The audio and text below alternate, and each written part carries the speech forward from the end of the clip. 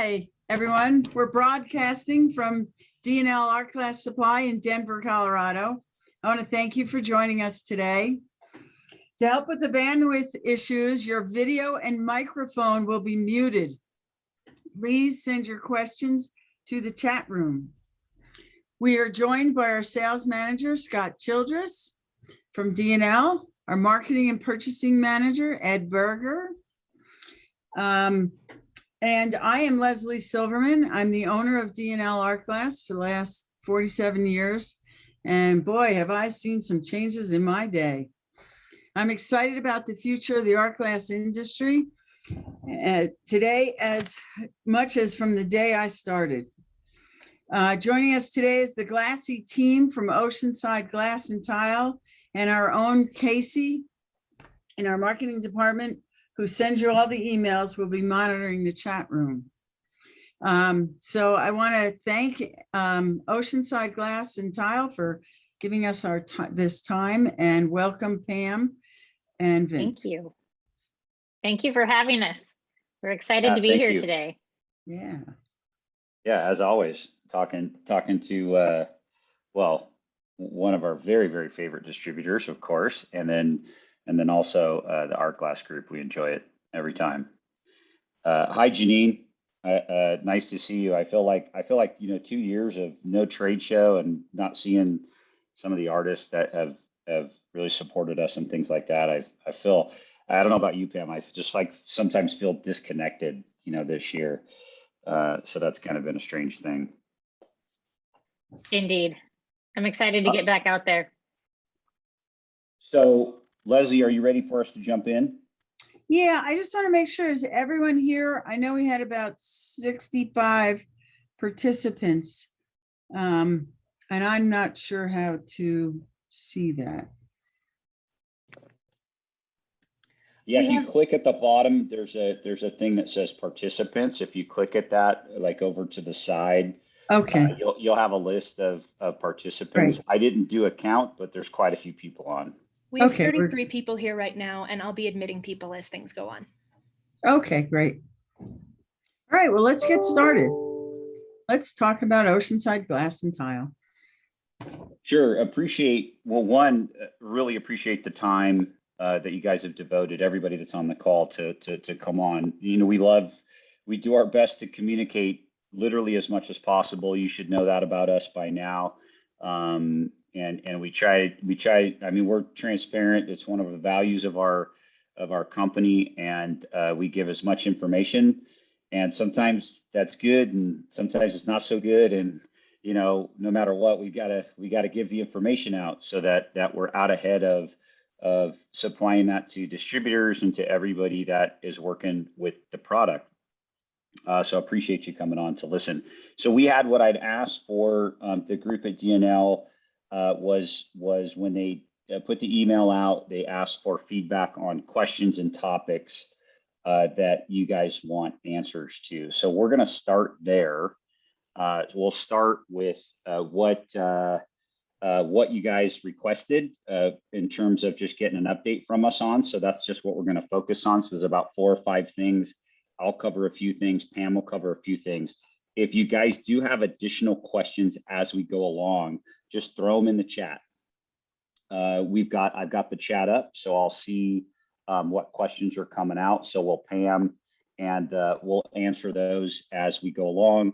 This is being recorded, just so everybody's aware. And that way, I think anybody who missed or maybe wanted to see something again, D&L will most likely make that available to you guys. You certainly have my permission to throw that out there. And then at the end, if there's any additional questions, just again, throw them in the chat. That's usually the easiest way to do it. And we'll answer whatever questions you got, good, bad, or otherwise. And as a fun prize, we're offering sometime throughout the call, I'll be giving out the code word. Casey's going to go ahead and put it in the chat, the email address to email that code word to once it's given later on in the call. And there'll be one randomly selected winner of the 10-piece gift pack of a rainbow assortment of glass. Nice. Can I put my name in for that or No, what? no. I don't Mm-mm. count.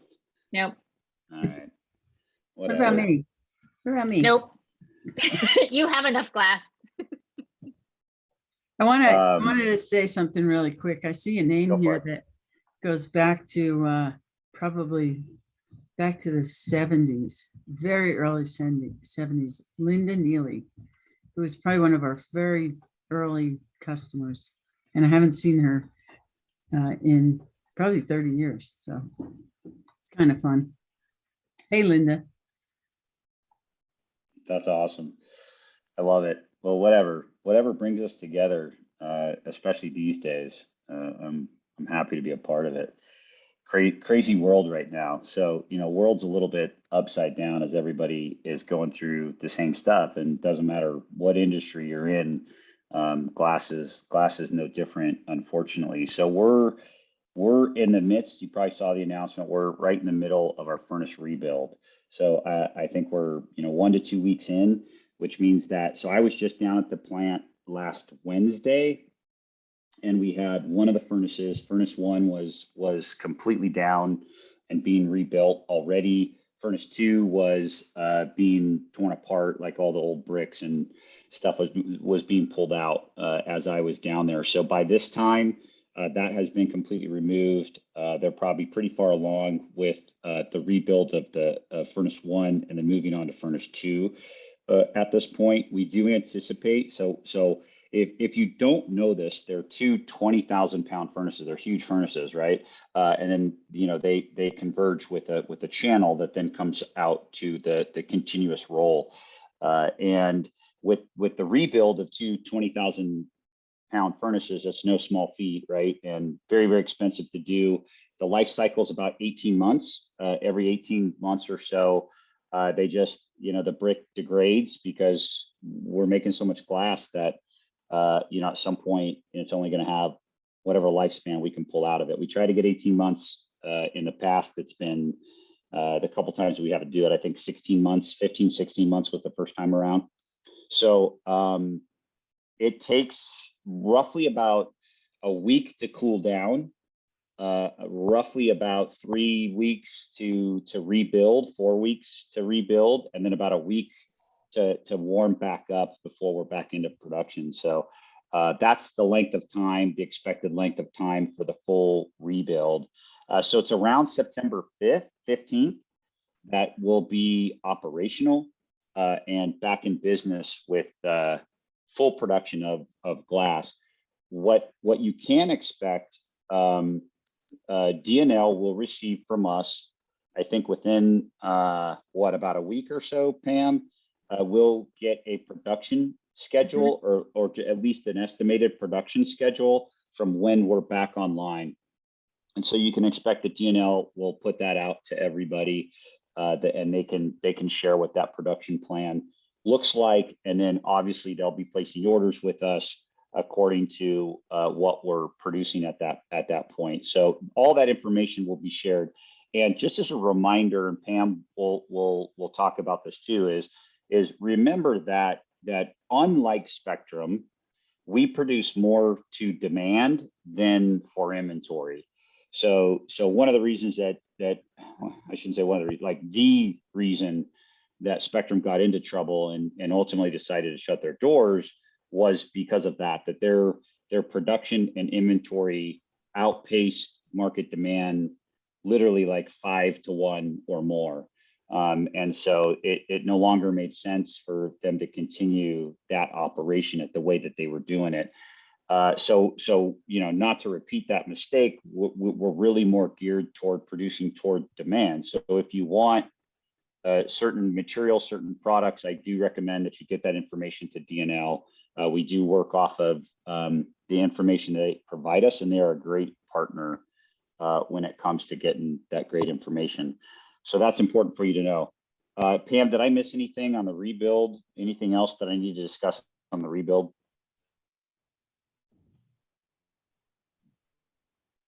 You're on mute, Pam. I'm getting that t-shirt. I don't know why I haven't got it yet. I'm going to get a t-shirt that just says you're on mute. I think we should, when you get on a Zoom call, you just have a t-shirt that says you're on mute.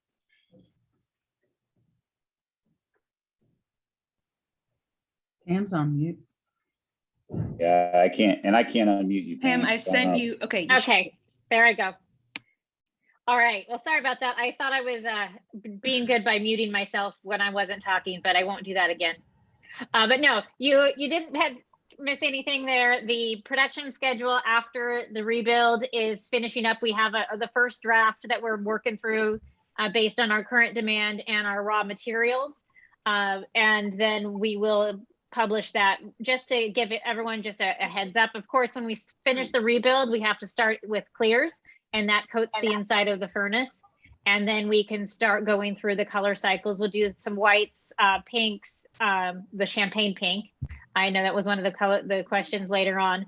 And then we'll be going into some hot colors and some of those bright colors as well. But another thing that Vince touched on with our production difference between Spectrum is we're about a quarter of the size of the production that we output. And the main reason for that is we don't have the continuous furnace. We do have the continuous ribbon for the roll, but the material that we load into the furnaces each day it's a one-time melt, and then we add a new batch the next day. So unlike Spectrum, where they just had that one continuous furnace, they do a color and then they put in a new batch on top of it, so it transitioned, and that's where their tea glass came from. So that was transitioning from one color to another color or mix, which is why we renamed that tea glass, because we no longer have that transition. And we do have, we kind of replaced it with our version of the fusible range. But with us only doing the single melts, what that reduces our ability to do one color over, say, a 5-day period and narrow in the caveats that we find with each shipment of raw materials. So like with the hot colors, it takes cadmium. The supplier for cadmium comes from Spain currently. Each shipment that we get of that cadmium is a slightly different. So we have to tweak that formula each time that we melt it to make the color range that is desired for that specific color. That being said, with Spectrum, when they did the 5-day run, they were able to start with the color and the mix, narrow it down, then start going into those cathedrals. And by the time they got to, say, the cherry red cathedral or the ruby red cathedral, they were able to have it within that very narrow color range that everyone grew to expect from the Spectrum production. So that's one of the major differences, that our production and the way that we produce affects the color, and in some instances, the texture. With our single furnaces and all of our ladling of the glass goes into the channel, we inherently add bubbles and seeds to the melted glass as we're making it. So we did get a lot of comments in the beginning of our production where people noticed that there were more seeds, and that is why. It's because all of the glass is ladled into that channel instead of just dumping in from the continuous melt furnace. So if you do see the color variances, those are the two main reasons that it comes across slightly out of what that very narrow range that Spectrum was able to accomplish after 40 years of production. Now, probably still important to note, though, I mean, we still use, one is Brandon Beyer. Some of you guys know that name. Many of you probably don't know that name, but he was 13 years with Spectrum, and he was their VP of operations and lead chemist. So he created and perfected a lot of what you got used to over the 13 years that he was there. He's literally the smartest guy we have on staff here at OGT, and I'm so thankful that we have him, and we've had him from day one in the transition. I mean, the reason we were able to do the transition so fast and make glass so fast, is because of Brandon. So Brandon's a wealth of knowledge and the inner workings at Spectrum. So he gives us a lot of perspective to the differences that we ask those same questions internally, guys, by the way. So, when we get the feedback, and one thing I'll tell you about D&L, and our distributors that we love so much, you know, especially that they communicate back to us. We get all the feedback. Like we want your feedback. If there is something that you don't like, if there's something that was different than what was expected, we want that feedback because it only helps us get better within our own quality control processes. So that information goes directly back to our quality control team, and we work within the best of our ability to make those changes. And we work within the original spectrum range. So like the samples that we utilize that tell us whether we made it within range or not are from spectrum. So what the difference, like Pam was talking about, is really in the production of it, right? So it's very, very different. They had 2 lines. They also had, you know, in addition to the continuous furnace, they had 6 furnaces. So even when they were doing the rebuild, you never really knew it, or they weren't down like we're down, because we only have the 2 20,000-pound furnaces and the 2 6,000-pound day tanks. And so the reality is when we're down, we're down. When they were rebuilding a furnace, they were using a different furnace. So they were never really down. And when one line was down, they were using a different line. For us, we only have the one line. So, you know, we have to work within different parameters. So hopefully that just gives some background on some of the challenges for us that Spectrum didn't have. And we're at this point 4 years young into it, and they were 40 years old into it. And that's a big difference when it comes to glass making, because there's nothing easy about making glass. And anybody who has ever seen the process, then you know what I'm talking about. So one of the things to just address head on is costing and price. So as much as we've tried to hold out, you know, we've held out for, you know, solid 90 to 120 days before really considering making any changes. And I have to say, as a business owner, I get a pit in my stomach to even have to do it. I hate it. I literally hate the process. And there's nothing worse than going to your key distributor partners and having a conversation around, hey guys, I have no choice but to, you know, bump prices a little bit on certain things. And there's a reason behind it. So just to give you an idea, we don't get any lag time. So we buy raw materials like sand. So sand is the #1 component. It's used across every piece of glass that we make, from tile to art glass. Doesn't matter. Sand is the #1 component that it gets utilized.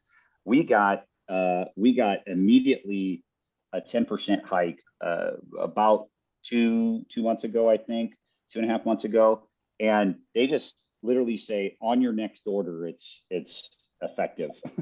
So we get no break in that.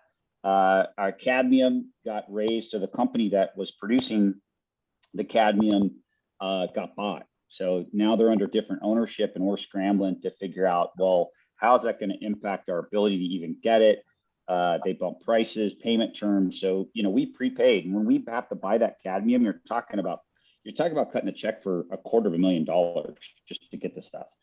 So just to give you an idea of the scale of raw material that we have to buy just to make the hot colors that you love so much.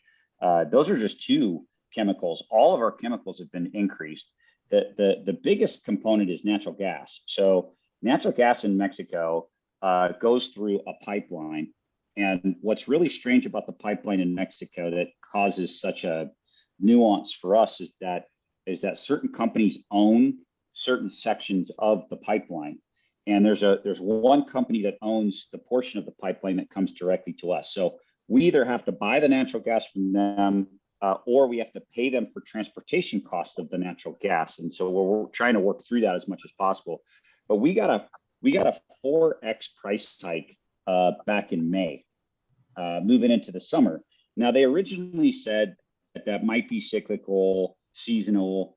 So we held off. We didn't, you know, even though we were getting some price increases on our end, we said, we're going to hold off. We're going to see if this, you know, goes away, and then we'll just eat it and then, you know, keep our prices the same. Well, then by July, they basically said there's no end in sight, that the prices aren't going down. they're going nowhere. And our other raw material suppliers said the same exact thing.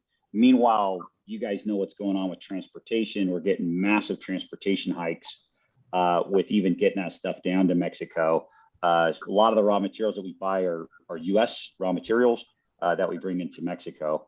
So that's just a quick explanation as to, hey, we're like everybody else. And, you know, if you've been to the grocery store, if you've been to the gas station, if you've been to a Starbucks, if you've been anywhere, it's the same across all industries.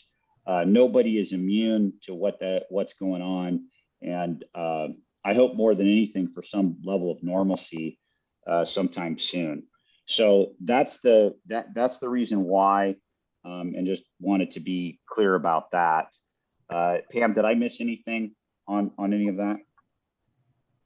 I don't think so. No, I think that explains it well. And you may not have seen the price announcement yet from D&L with regards to that, but we wanted to provide that out to the folks on the call. What I also, one of the other items that came through was the question about pinks, and then somebody on the chat also asked about purples. The main component for those vibrant, the cotton candy pink and the purples, is gold, and any of those gold pinks. The ability for us to bring in gold and manufacture those pinks at our factory at this time is, we don't have an estimate of when we are going to be able to do that. We did do a couple of limited runs of that 609, that pink mix. And that was because we lucked out and found a couple of super sacks of pink cullet that was sent down from Spectrum that were back in the archives of the storage. And so when we found those, we melted it and sent it out, and it went out immediately. We do want to bring back those pinks, as well as I've talked to Brandon, and he is trying to do some R&D on other possible pinks using different raw materials. As Vince mentioned, Brandon is a genius chemist and has done that with other colors, and feels that he's going to be able to do something, but it's a just complete R&D process. So yes, we do want to bring back the pinks and purples, but at this time, we don't have an ETA on those. Pam, there was a question early on about orchid opal. Is that a color that we discontinued? I believe, let me quickly check.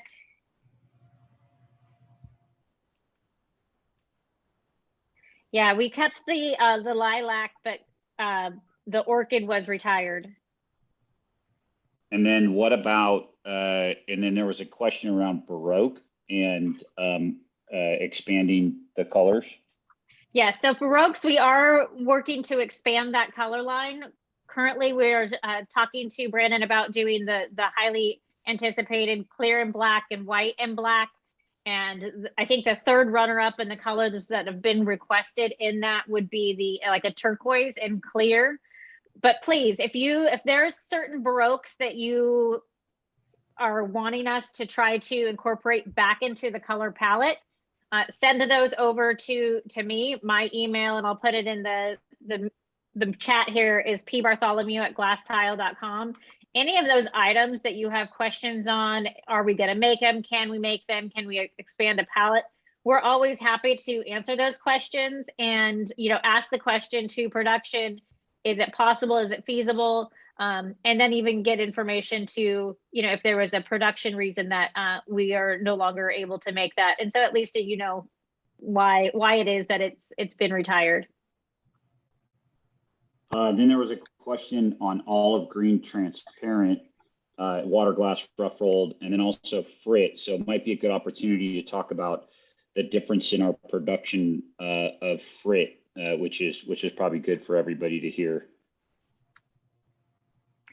Yes, so for the olive, we do still have the light olives, but the standard olive color was retired.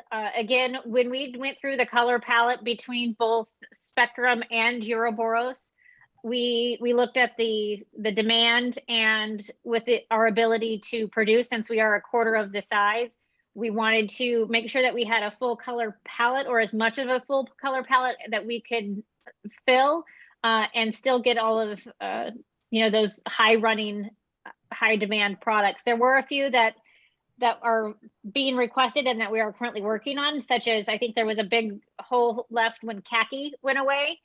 We are currently working on a khaki, but just for the production of the frit itself, when Spectrum would produce sheet glass, they would provide some of their raw materials to Ouroboros to then make that frit.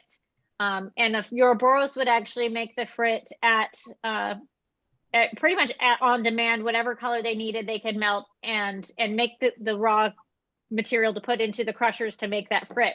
Because we now are all on that continuous ribbon furnace, and the large furnaces, we're unable to make smaller batches of frit. So if there's a color that you've been looking for frit that you haven't been able to find, it's because we haven't made the sheet glass of it. And then with that sheet glass, we save those edges at the time we have the edges, they're crushed down to the various sizes of frit. Also, those edges are used to melt down for the stringers, noodles, and rods. And that's how our production differs in those accessory items from when Ouroboros made them. For us, it is literally a fall down product from when we make the sheet glass. All right, and I do see the cobalt blue Baroque was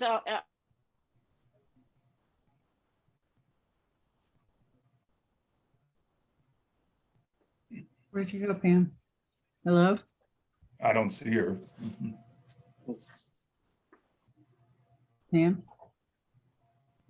Something must have froze. It looks like Pam and Vince are both frozen right now. They might be having some internet issues at OGT. Let's give them a minute. Leslie, Ed, Scott, do you have any news you guys? I was going to address the price increase. So we got a notification, I think it was a couple weeks ago, before the mid-July, that there was going to be a August 1st price increase. We are waiting for about another week and a half to go put that into place. We have some staff that's on vacation and we're a little short-staffed, so take advantage of it. I'm sure it'll be up. Prices will be adjusted to the new cost by the end of the month, probably a little bit sooner. And Pam is saying, my Zoom just closed. Try to log back in. Trying to log back in. She'll be with us soon. Probably the same with Vince. So that was one thing I was going to talk about. I'm also curious about if there's, I wanted to talk about visiting D&L. So here in Denver, there's about 35 employees, and we have been keeping ourselves, trying to keep the warehouse as safe as possible from coronavirus. We love wearing our masks. We wear them everywhere we go in the shop, unless recently we started allowing people that are vaccinated to be unmasked at their desk or in their station. We ask that the customers also mask up when they're here, but we've gone to a will call. Place your order the day before. We'll call you as soon as the order's ready. We're also providing appointments, and there's an appointment you can get on the website, and there's a place to log an appointment. There's 2 different areas where you can shop. There's the borosilicate, there's the retail art glass, and then the large sheet glass. We are restricting the warehouse from people walking through, so we actually place your tool orders ahead.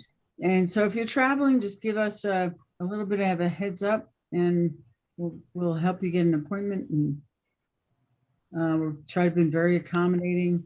We're open from 9 to 3:30 for appointments. So, and they run about a half hour a slot. If you need more than a half hour, you just poke in a couple more slots. Put your name in there. Come and spend as much time as you would like with us. Ed, Scott, anything else on that? The appointment process is actually quite a simple process. We have a scheduler on our website. I think we can probably insert that into our chat so people can click on that and see what it's like. There's often next day appointments, or if not, the following day after. So we, if you are in the area and would like to do some glass shopping, it's a very easy process to set up your appointment. You could also talk to your sales rep about that.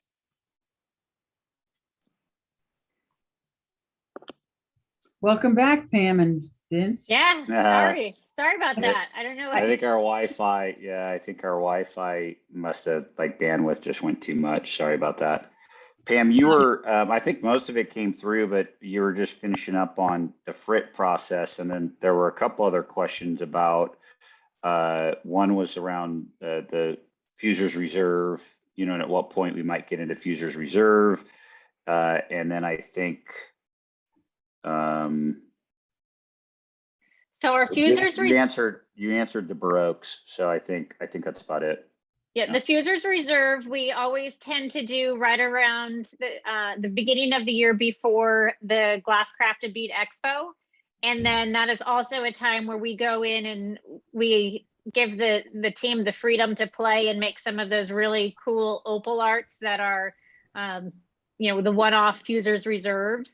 So we have some interesting glass to have for that show, as well as to get out to the distributors. So I would anticipate at the beginning of the year that we will have some of those opal arts and some new Fusers Reserves to offer out there. With regards to the Baroques, we'll pass on the ones that were given to me, and then I'll give an update. And Leslie, I'll go ahead and make sure that I email the team any of the follow-up questions that I'm going to get back to them on. What about Pam, the 6x6 packs? You were going to address that. That was a question that we got prior to. We are working on a 6x6 pack. It'll either be like an 18 to a 20 piece 6x6. It'll be a mix between opals and transparents. And then we're not sure if we'll be doing like a opal mix type pack, but we definitely want to be bringing back those 6x6 packs. I would say as well for that by the beginning of the year, we should have some detailed information about what's going to be in those packs, when they're going to be available, and what's going to be in them. But we are working. That's our next. Pam, there was a really great question, which is around the Baroques. My understanding is the Baroque is one of the few things that we have to make non-fusible, right? Those are not fusible. Is that accurate? Yes, that is accurate. So it definitely limits our ability to produce it. And from my understanding, it is an extremely difficult glass to make. That's why it's been reduced in the color palette. So quick. I'm going to jump in, and I see there's a question. Leslie, do you think you'll ever return to visiting without an appointment? I don't see it at this time. It's been really a strain on the staff.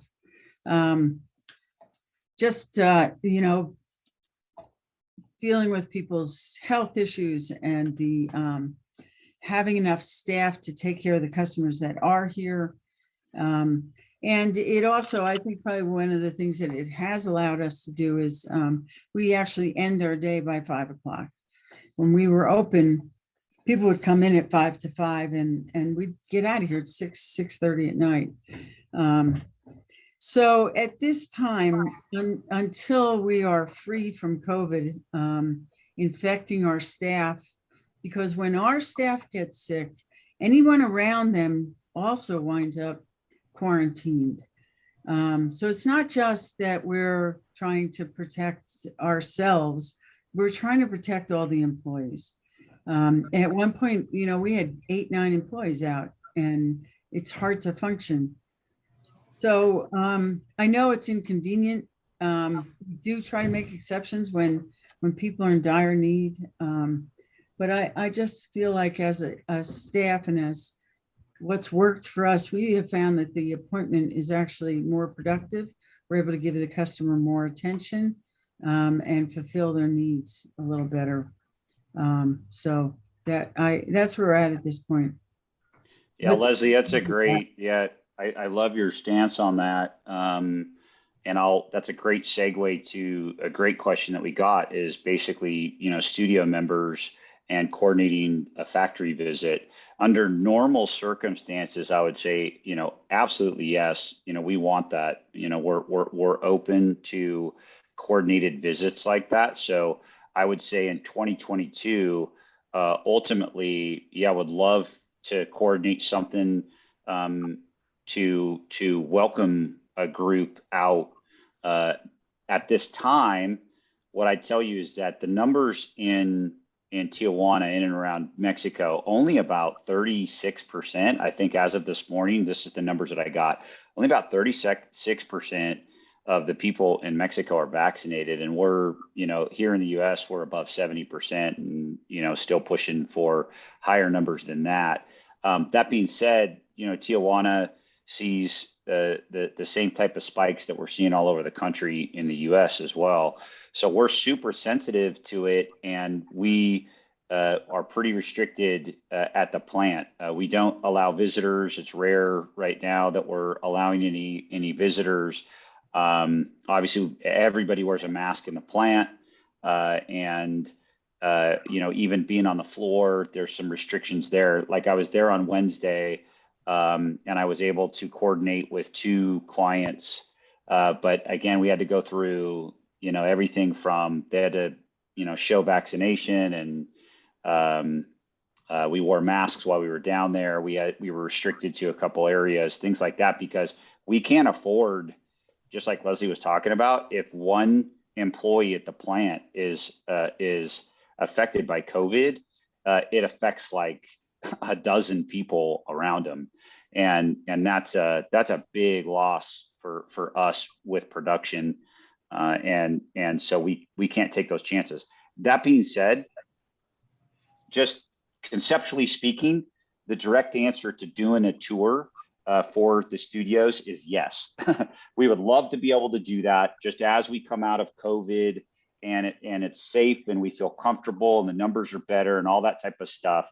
We'll work with D&L. Glad to coordinate something like that. I think it's a great idea and we absolutely welcome it. So that's a direct answer for that. And back to that one, Vince, we were really fortunate. I've been down to the factory. Ed and Renee were down to the factory before COVID. Mm-hmm. So my staff is really, we've spent some time, we've gotten to know the people and how things work.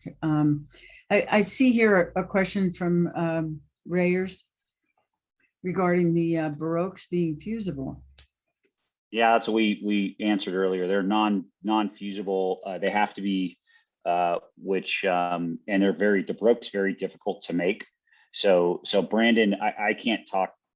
I'm not a chemist, and I won't pretend to be. So I can't tell you exactly why, but yeah, it's those have to be non-fusible, which is rare. That's where we make it. Video just went. It was shortening the life.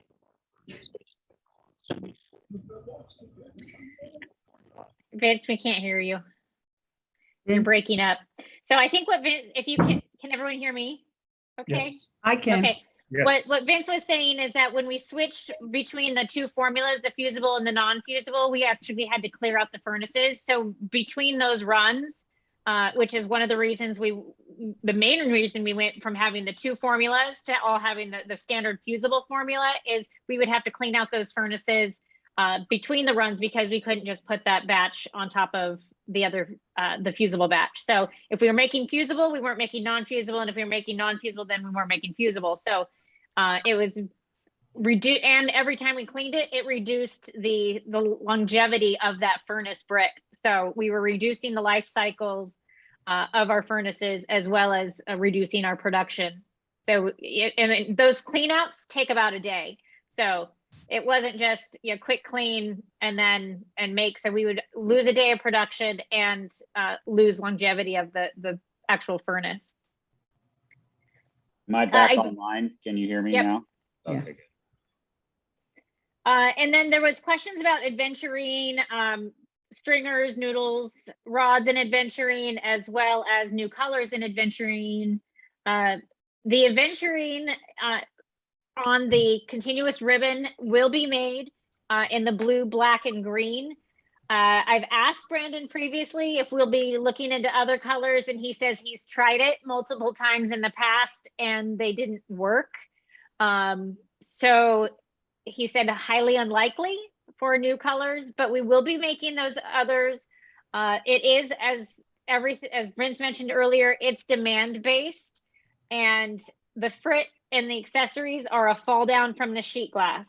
So unless we have the demand to make a full run, which is about 10,000 square feet of sheet glass of one of those adventurines, then the fall down will then be made into the stringers, noodles, rods, and frit. So I asked Brandon just recently where he sees if we're going to be able to get into the adventurines this year, and he said highly unlikely by the end of this year that we would be able to get to any of those colors that we don't currently have. Yeah, it's a challenge of you know, a hand roll operation versus what we do, which is that continuous ribbon. It's a 264 foot. So in that a single run for a color really restricts us from doing a bunch of the same way or Can't hear you, Vince. just don't make it. You're fading. You're coming in and out. Can you guys hear me? So last night I was running through my stock status reports, and I actually was surprised. I noticed some adventuring in the large, what is it? The large and the frits are still on the shelf. So and maybe some mosaics too. So to my surprise, there was some inventory still left. And then the clear guys, is that as far as I know, we're only seeing the clear in the black and the clear fusible 100F. For frit, is that what your question was? No, for sheet glass. Yeah. We have blue, red. Oh, green, we have blue, black, red, green, black, but no crinkled. Water. Water, smooth. We'll be getting into all of the clears right after the right after the furnace rebuild. So if you're missing any of those textured clears, we'll be going into those, if that was your question. Okay. G and hammered. We have what, Renee? G and hammered. We have the granite and the hammered. Okay, I'll make sure those are on order. Yeah, we're in full operation for iridized as well. So I know that was one of the questions. And we have, so we did I'm really excited. So we do have a couple of newer products that we will be introducing. So stay tuned for that. One of those is we took our black, the 1009, in a satin finish, and we iridized it with a golden pewter, and it's pretty amazing. So we'll be launching that soon. So stay tuned for that introduction.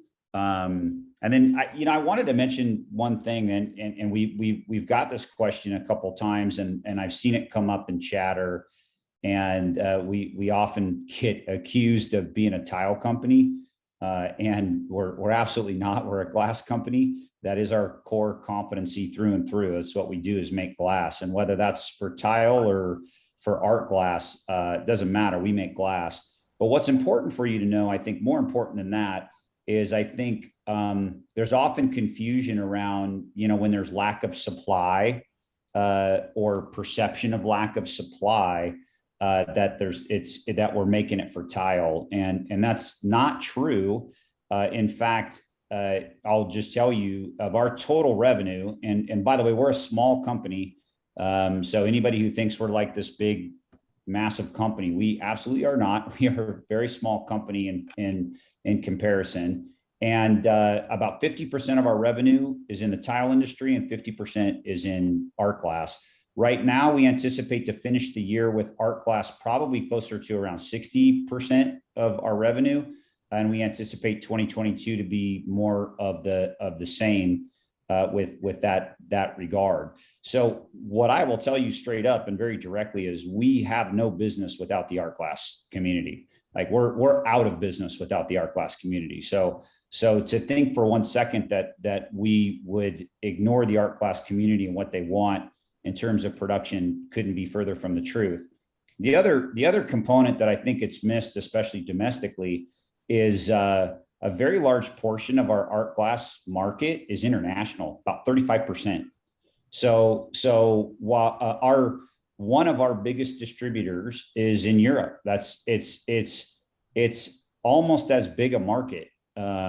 So when you think of that, and then we ship into the UK, and we ship into Canada and Mexico, and Canada and Mexico are very significant. And so just to give you perspective, right, that, when we make product, we're trying to make sure that everybody, all of our key distributor partners get, a part of that, especially the top distributors.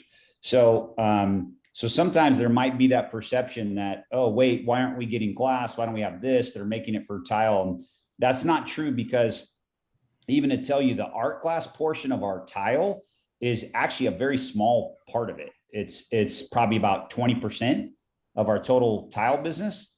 If that, I don't even think it might be that. So it's a small percentage of it. Most of what we do in the tile market is our cast glass, and that utilizes completely different furnaces. Those are standalone furnaces. They have their own leers. They have everything. And then we pre-make the glass, the sheet glass that we utilize for the tile mosaic that we need that comes from the art glass line. We pre-make that and stock it. And then we have the sheet glass that we just cut up into the mosaics. That's it. And we use maybe, Pam, what would you say? There's like, I think 30, last time I checked, 28 or 30 colors out of the hundreds of colors that operate in art glass. So what I tell you is, like, if I don't know if that doesn't give you definition enough that we are not a tile company, I don't know what to tell you. But yeah, we're very, very dependent on the art glass market, and we love it. We're very happy to service the art glass market. That being said, I think it's a good time to give the code word. The secret word for the giveaway is London Fog, which is actually a new spirit product that we created. We do use that in our tile area, and we've introduced it into the art glass world as well. It is a clear spirit with the pewter gray shards. So it has the I believe it is a white and gray shards that are sprinkled in there. So the code word for your email to msupport@dlartglass.com is London Fog. So I guess when we go through those emails, we'll know who won, and I'm sure we'll make an announcement. Or I think Casey's, somebody mentioned the average price increase. There's some category changes. The lowest was about 6%. There's a few items that fell into new lower categories. And I think one of the highest I saw was about 26%. Some of the glass was about 12.5%. We'll reanalyze our freight. We've been doing, freight has been difficult to get glass from Oceanside to D&L. We experimented with the trains, with the intermodal in the last month. We had one truck that sat for 30 days about in the rail yard. And then the next truck, I think, came maybe a week behind it. So freight is very tricky these days, no matter what vendor we're bringing it in from. We're seeing freight increases that are astronomical. So we're trying to do more economizing and looking for more direct carriers into Colorado. And on some avenues, I think I've been extremely successful. And we have a couple of new partners that actually have trucking firms in Colorado. And that's turning out to be do very well for us. So more on that as time goes on. Casey, do you want to talk about, I'm not, Ed, maybe you can address the giveaway. So what we're giving away, what Oceanside is providing us as a reward for y'all attending this Zoom Q&A. It is a 10 square foot, Pam, jump in if I'm getting this wrong, 10 square foot, 12 by 12 rainbow pack. So that is a rainbow array of beautiful OGT fusible glass in 12 by 12s. And one lucky winner today, one attendee who gives the code word to msupport@dlartglass.com will receive this prize. So I will say that our stock on Fritz and availability of product from OGT has greatly improved. If you get a chance to come in here, the Frit area is open and you're welcome to come and shop and see what's on the shelf. The new jars are filling up the shelves. About 3 months ago, we had a transition of jars. So, and it looks really pretty, but I do notice that some of my hot colors are missing. So you'll be seeing another order. As soon as you make that glass, I'm sure you'll ship it out to us, so. There were Be a one of the couple first. questions, Pam, that you might be able to address a little bit better. One, we were asked to repeat some of the stuff that you said about pinks earlier, and then also on rack packs. Maybe you can explain why, Sure. we wouldn't have as much AG rack packs versus the fusible rack packs. The main component of the pink is to make those brilliant pinks is gold. And at this time, it's very difficult for us to bring gold into the factory. So our production of pink right now is unknown. We are also doing some R&D to see if there's a different chemical combination that we can produce those vibrant pinks and purples. Brandon's working on that. So as soon as we have further information on any R&D or new products on the pink, we'll announce that out to everyone. The AG rack packs, because we transitioned to that fusible formula, our fall down glass, even on our fusible production, we get very little that falls outside of that fusible range of glass. So our ability to create a AG rack pack that had enough of a color palette to fulfill a rack pack, we just weren't able to fill anymore. So the rack packs will be continuing. It'll be a range of standard material and fusible range, all fusible, and it'll be a color palette array in that 12 by 12 format, 80 pieces. That'll continue, but it'll be a one pack offering instead of having the multiple different rack packs to offer. So we'll still be having that available, same colored range within those packs, but it will be a fusible pack. As they become available, if for some reason we start seeing we have some non-fusible glass to throw in a pack, we'll let D&L know right away. And of course, our distributors that have the most frequent shipments will always get those thrown on their shipment as a fill the truck type item, because we want to get those trucks full to them, because they to absorb some of those shipping costs as much as possible. So we'll let them know if we have anything that comes off as an AG, but those are not going to be readily available any longer. The score, I also saw a question about the score. Yep. We aren't printing out any type of catalog or score or newsletter. We do have a newsletter that goes out at least once a quarter, and we've been partnering with Scandia and with Sarah, who worked with Spectrum in the past. And in those newsletters, we offer a stained glass pattern and a fusible pattern that highlight some of the recent glass that we've made.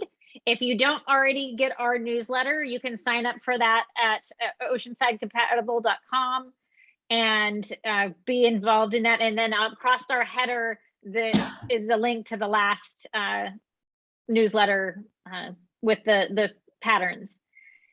So what, on the On the packs, we also brought in a mixture of 12 by 12s and made up a bunch of, I think I'm not sure the stock number. I think it's OGT,